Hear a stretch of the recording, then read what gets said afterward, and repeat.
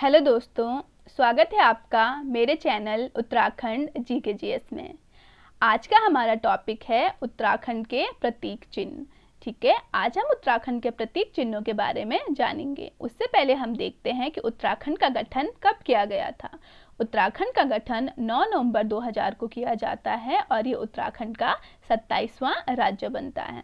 ठीक है, और जब उत्तराखंड का गठन किया जाता है तो उस समय उत्तराखंड का जो नाम है वह उत्तरांचल था। ठीक है, और फिर 1 जनवरी 2007 को इसका नाम बदल करके उत्तराखंड कर दिया जाता है। ठीक है दोस्तों, तो चलो अब आगे देखते हैं उत्तराखंड के प्रतीक चिन्हों के बारे में। तो उत्तराखंड का जो राज्य चिन्ह है, उत्तराखंड के राज्य चिन्ह की बात करें तो ये जो है वो उत्तराखंड के भौगोलिक स्वरूप की झलक उत्तराखंड के राज्य चिन्ह में देखने को मिलती है। ठीक है दोस्तों, तो एक गोलाकार मुद्रा में 3 पर्वत चोटियों, ठीक है, ये 3 पर्वत चोटियों और इन तीनों पर्वत चोटियों के नीचे गंगा की 4 लहरों को दर्शाया गया है। ठीक है, और जो ये मध्य वाली चोटी है इसके मध्य में अशोक कलाट जो है वो अंकित है। ठीक है दोस्तों, अशोक कलाट अंकित है और इसके नीचे सत्यमेव जयते लिखा गया है, जो कि मुंडको उपनिषद से लिया गया है। ठीक है दोस्तों, तो जब हम बात करते हैं उत्तराखंड के राज्य पक्षी की, तो उत्तराखंड का राज्य पक्षी मोनाल है। इसे हिमालय का मयूर भी कहते हैं। ठीक है, मादा पक्षी जो होती है उसे मोनाल कहा जाता है और जो नर पक्षी होता है उसे डफिया कहा जाता है। ठीक है दोस्तों, और ये संपूर्ण हिमालयी क्षेत्र में 2500 से लेकर 5000 मीटर की ऊंचाई पर पाए जाते हैं। अगर हम इनके वैज्ञानिक नाम की बात करें तो वो है लोफोफोरस इम्पीजेनस, इनका वैज्ञानिक नाम है। और उत्तराखंड में इसकी 4 अन्य प्रमुख प्रजातियां भी पाई जाती हैं। चट्टानों और पेड़ों के छिद्रों में जो है मोनाल अंडे देते हैं। ये जो है वो घोंसले नहीं बनाते हैं। इनका प्रिय भोजन आलू होता है। ठीक है दोस्तों, अब हम देखते हैं कि जो मोनाल है वो उत्तराखंड के अलावा किस एक अन्य राज्य का भी राज्य पक्षी है। तो मोनाल हिमाचल प्रदेश का भी राज्य पक्षी है। ठीक है, और नेपाल का यह राष्ट्रीय पक्षी है। ठीक है दोस्तों, तो चलो अब हम राज्य वृक्ष के बारे में देखते हैं। तो उत्तराखंड का राज्य वृक्ष जो है वो बुरांस है, जो कि बसंत के मौसम में खिलता है। इसका वानस्पतिक नाम रोडोडेंड्रॉन अर्बोरियम है। ठीक है, और ये 1500 से लेकर 4000 मीटर की ऊंचाई पर पाया जाता है और वहाँ पे इसके पुष्पों का रंग लाल होता है। और 11000 फीट की ऊंचाई पर पाए जाने वाले जो बुरांस के पुष्प होते हैं इनका रंग सफ़ेद होता है।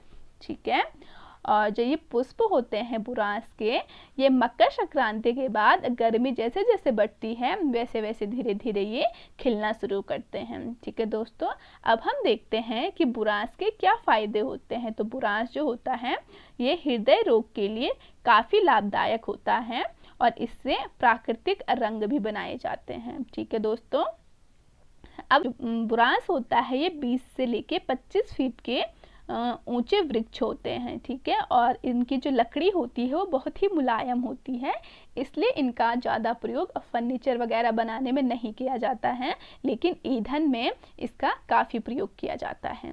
ठीक है, तो अब हम देखते हैं उत्तराखंड का राज्य पुष्प क्या है। तो उत्तराखंड का राज्य पुष्प जो है वो ब्रह्म कमल है और इसे एस्टेरेसी कुल का पौधा कहा जाता है और इसका स्थानीय नाम जो है वो कौल पद्म है। ठीक है दोस्तों, ब्रह्म कमल का जो रंग होता है वो बैंगनी रंग का होता है।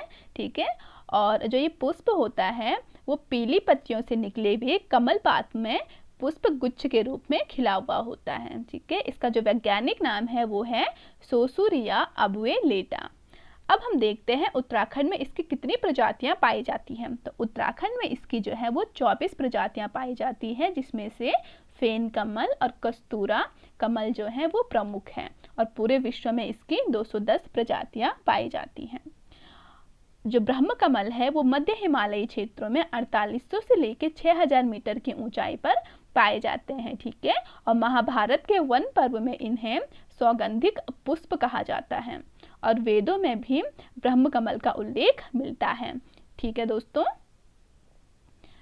अब हम देखते हैं कि जो ब्रह्म कमल होते हैं उनके पुष्प किस माह में खिलते हैं? तो ब्रह्म कमल जुलाई से लेके सितंबर माह में खिलते हैं। ठीक है, 3 माह जो होता है इन पुष्पों का खिलने का समय होता है। ठीक है, और इन पौधों की ऊंचाई 70 से 80 सेंटीमीटर होती है और जो ये पुष्प होते हैं ये फूलों की घाटी, केदारनाथ, शिवलिंग बेस और पिंडारी ग्लेशियर्स में पाए जाते हैं। ठीक है दोस्तों, तो चलो अब हम देखते हैं कि उत्तराखंड का राज्य पशु क्या है।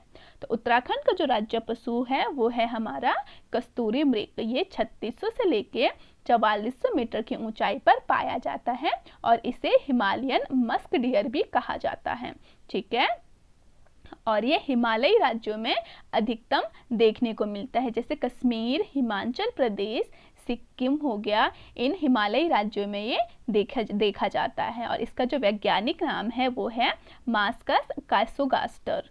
ठीक है, और ये जो है केदारनाथ, फूलों की घाटी, उत्तरकाशी और पिथौरागढ़ क्षेत्रों में देखे जाते हैं। ठीक है दोस्तों, और हम बात करते हैं उत्तराखंड में कस्तूरी मृग जो होते हैं इसकी 4 प्रजातियां पाई जाती हैं। ठीक है, और कस्तूरी मृग से प्राप्त होने वाला कस्तूरी एक सुगंधित पदार्थ होता है। ठीक है, जो कि केवल 1 वर्ष से अधिक आयु के नर मृग से ही प्राप्त होता है। जो कस्तूरी सुगंधित पदार्थ होता है वो सिर्फ नर मृग से ही प्राप्त होता है। ठीक है, मादा मृग से इसे नहीं प्राप्त किया जाता है।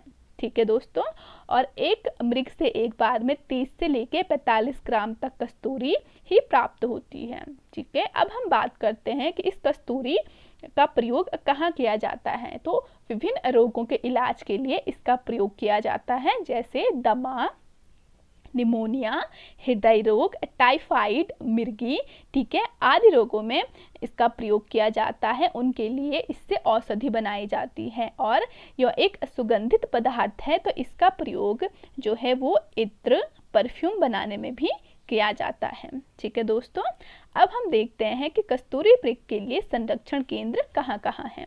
तो कस्तूरी मृग प्रजनन व संरक्षण केंद्र जो है चमोली के कांचुला खर्क में स्थित है और इसकी स्थापना 1982 में की गई थी।